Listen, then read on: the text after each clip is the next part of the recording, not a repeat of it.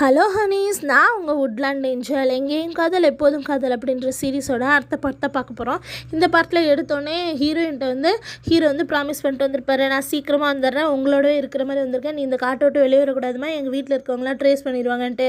அப்போ வந்து ஹீரோயின் வந்து கேட்டிருப்பாங்க, ஏன் உங்கள் வீட்டில் இருக்கவங்களுக்கெல்லாம் எனக்கு பிடிக்கல தானே அப்படின்னு சொல்லிட்டு. ஆனால் நான் இதெல்லாம் பேசுகிறேன், இப்போ ஒரு முக்கியமான வேலையாக நான் போகிறேன், அங்கே ஒரு பெரிய போர் நடக்க போகுது அப்படின்னு. நீயே மனுஷன் தானே, நீயே அந்த போரில் கலந்துக்கிறேன்னு யாராவது ஒருத்தராக அதை தலையெடுத்து செய்யணும்லம்மா, நான் அதில் போய் கலந்துக்கிறேன், உனக்கு எந்த பிரச்சனையும் இருக்காது, நீ இங்கே அப்படின்னு சொல்லிட்டு அவர் போயிருந்திருப்பாரு. அதே அங்கேருந்து நேராக பேலஸ்க்கு வந்துடுறாங்க. பேலஸ்க்கு வந்தோடனே தேர்ட் பிரின்ஸ்ட்டு சொல்கிறாரு, நீங்கள் தான் எனக்கு உதவி பண்ணணும், எப்படியாவது நம்ம இதை செஞ்சாகணும் அப்படின்னே. சரிப்பா, நான் உனக்கு உதவி பண்ணுறேன், நான் வந்து உனக்கு ஒரு விட்னஸாகவே இருக்கேன், ஆமாம் இவனுக்கு இப்படி தான் ஆயிடுச்சு அப்படின்னு சொல்லிட்டு. அப்பா எவ்வளோ பேசினாலும் நான் வந்து உனக்காக நிற்பேன் அப்படி சொல்கிறாங்க. அதே இங்கே காட்டுறாங்க, அவங்க அம்மாட்ட வந்து ஆசீர்வாதம் வாங்குறதுக்கு கடைசியாக போகும்போது அம்மாட்ட ஒரு தடவை பேசிட்டு போகலாம் அப்படின்னு சொல்லிட்டு வந்து பேசுகிறாங்க. அம்மா பத்திரமா இருங்க, நீங்கள் இங்கே சந்தோஷமாக இருக்கீங்களா அப்படின்னு கேட்கும்போது, எனக்கு என்னப்பா கவலை, நான் சந்தோஷமாக தான்ப்பா இருக்கேன், நீ எந்த கவலையும் பட்டுக்காதப்பா, நீ போய் நல்லா வேலை செய்ய, நீ போய் நல்லா போகிற முடிச்சுட்டு பத்திரமா திரும்பி வந்துருப்பா அப்படின்னாலாம் சொல்கிறாங்க. நம்ம ஹீரோ அதை பார்த்துட்டு சிரிக்கிறாரு. உடனே இங்கே பார்த்தீங்கன்னா சண்டை போடுறதுக்கு வந்துட்டாங்க. அவங்களோட டென்ட்டில் இருக்கும்போது சூஜின்னு வந்துடுறாங்க. அதை பார்த்துட்டு ஹீரோ செம்ம காண்டாயிடுறாரு. என்னதுக்கு நீங்கள் இங்கே வந்தீங்க அப்படின்ற மாதிரி கேட்கும்போது, நான் உங்களுக்காக தான் வந்திருக்கேன் அப்படின்னு சொல்கிறாங்க. தயவு செஞ்சு அப்படின்னு சொல்லிட்டு ஒரு காண்டாய் நின்றுட்டு இருக்கும்போது தேர்ட் பிரின்ஸ் கூட்டிகிட்டு வெளியே வந்து, சூஜின் நீ அப்பாவை கல்யாணம் பண்ணிகிட்டு இருக்க, அப்புறம் ஏன் இங்கே வந்திருக்க அப்படின்னு சொல்லும்போது, நான் வந்து பிரின்ஸ்க்காக சாக கூட தயாராக தான் இருக்கேன், அப்போ நீ வந்து இன்னும் ஹீரோவை மறக்கலையா அப்படின்னு சொல்லிட்டு கேட்குறாங்க. உடனே இருந்துட்டு இவங்களும் அமைதியாகவே இருக்காங்க. உடனே நேராக வந்து அவர் சொல்கிறாரு, சூஜின்னு இங்கே இருக்கா, நம்ம பிரச்சனை நம்ம எப்படி செய்கிறதுன்னு இதில் தெரியல அப்படின்னா, தயவு செஞ்சு எனக்கு உதவி செய்யுங்க, அந்த வாள் வந்து என் மேலே படுற மாதிரி நான் பார்த்துக்கிறேன், நான் அப்படியே சாம்பலாக போயிடுற மாதிரி ஏதாவது ஒன்று பண்ணிடலாம், தயவு செஞ்சு எனக்கு உதவி செய்யுங்க அப்படின்னு சொல்லிட்டு இவரும் கேட்கும்போது, சரிப்பா அப்படின்னு இவர் அரமனசோட சொல்கிறாரு. அந்த வாளில் அடிப்பட்டால் சரியாகாதுப்பா, என்னப்பா பண்ணுறதுன்னு, அதை நான் பார்த்துக்கிறேன், என் உயிரே சூசு தான், அதான் நம்ம ஹீரோயின் தான், அவளை விட எனக்கு என்ன காயப்பட்டுற போகுது அப்படின்னு இவர் சொல்கிறாரு. அதே நம்மளுடைய ஹீரோயினை கட்டுறாங்க. ஹீரோயின் இங்கே வந்து இவங்களுக்கெல்லாம் போர் நடக்கிறதுனால அங்கே ஒரே பூமியில் இருக்கவங்களுக்கெல்லாம் ஒரே கலைபுரமாக இருக்குது. அதை பார்த்துட்டு இவங்க வந்துட்டு இவருக்கு ஏதோ பிரச்சனையோ அப்படின்னு சொல்லிட்டு அந்த மிரரையே பார்த்துட்டு உட்காந்துட்ருக்காங்க. இங்கே பெரிய ஃபைட் நடக்குது.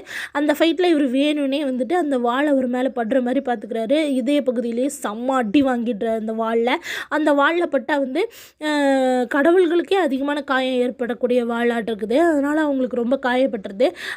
அப்போவும் அவர் வந்து மர்மைட் கிளானோட தலைவனை கொன்னுட்டு அவர் சாஞ்சு விழுந்துடுறாரு. எல்லாரும் கொஞ்ச நேரம் இதே நாங்கள் உங்களை காப்பாற்றிடுறோன்னு கத்துறதை பார்த்துட்டு ஹீரோயின் பதட்டமாகி கத்திக்கிட்டே இருக்காங்க அவர் பேரை சொல்லி.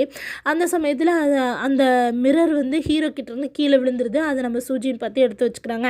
அங்கே ஒரு பொண்ணு கத்துதுன்றதையும் அவங்க பார்த்துட்றாங்க. இவங்க வந்து சத்தமே வரல, எல்லாரும் காப்பாற்றணும் கத்துறாங்கன்னு சொல்லிட்டு இவர் நம்ம ஹீரோயின் அவசரமாக அந்த ஹீரோ போட்டிருக்க ஷீல்டை தாண்டி வெளியே ஓடி வந்துடுறாங்க. அது வந்து தெரிஞ்சு நம்ம கிங்கே உள்ளே வந்து நம்மளோட ஹீரோயினை பிடிச்சிட்டு போயிட்டுறாரு.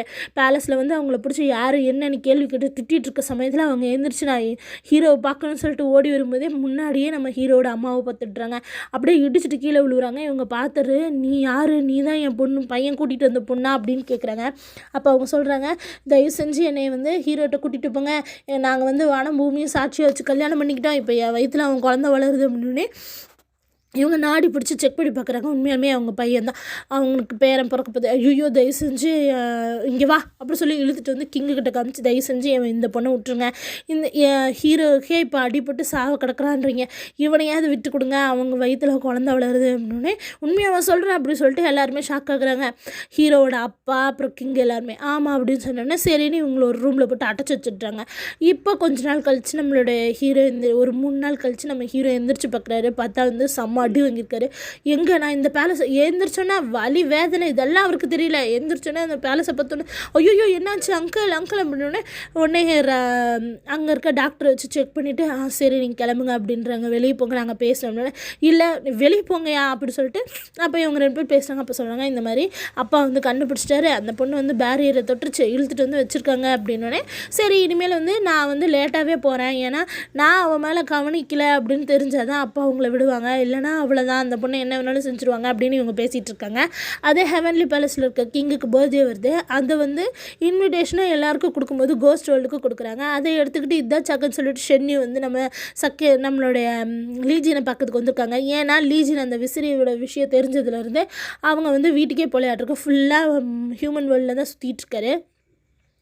அதனால் இவர் வரமாட்டேங்கிறாரு, இவரை பார்க்குறதுக்கு இதுதான் சான்ஸ்ன்னு சொல்லிட்டு அவங்க வந்து சொல்கிறாங்க. இந்த மாதிரி கிங்குக்கு வந்து பர்த்டேவா, அதனால் அங்கே கூப்பிட்றாங்க வாங்க அப்படின்னு சொல்லிட்டு. உடனே நான்லாம் வரல, நான் அங்கே அப்படியே போய்க்கிறேன், நான்லாம் பேலஸ்க்கு வர மாட்டேன்னா, இந்த மாதிரி நீங்கள் அப்பாவுக்கு போகிறீங்க, தயவு செஞ்சு பேலஸ்க்கு வாங்க அப்படின்னா சரிங்கிறாரு நம்ம லீஜன். இதை பார்த்து இது முடிச்சோன்னே நம்ம ஹீரோயினுக்கு கட்டுறாங்க. ஹீரோயின் எப்போ பார்த்து அந்த மிரர் வச்சுட்டு ஹியூவா நல்லா இருக்கல அப்படின்னு சொல்லிட்டு நம்ம ஹீரோவை கூப்பிட்டு பேசிகிட்டு இருக்காங்க. ஆனால் இதெல்லாமே சூஜின் கேட்டுகிட்டு இருக்காங்க. ஆனால் இவங்க சாப்பிடாம கொள்ளாமல் அழுதுட்ருக்காங்க, இங்கே பேசிகிட்டு இருக்கிறாங்க. அப்போ வந்து நம்மளுடைய இந்த விஷயம் வந்து எப்படியோ பைஃபென்ஸுக்கு தெரிஞ்சது. பைஃபென்ஸ் இருந்துட்டு நம்ம ஆன்ட்டிக்காக நம்ம இதை போய் பஞ்சாயத்து பண்ணி ஆகணும் அப்படி சொல்லிட்டு வராங்க. ஆனால் வந்தால் இந்த இடத்துக்கு வந்தோடனே அவங்க மனசுக்கு ரொம்ப கவலையாக இருக்க மாதிரி இருக்குது. நான் சண்டை போட வந்தேனே, என் மனசு ஏன் கவலைப்படுது அப்படின்னு சொல்லிட்டு இவங்க யோசிச்சுட்டு போய் கதவை தட்டுறாங்க. கதவை தட்டி இங்கே நீ தான் வந்து மோட்டல் வேர்ல்ட்லேருந்து ஹீரோவை பார்க்கறதுக்காக வந்திருக்க போனேன். ஆமாம், நீங்கள் யார்?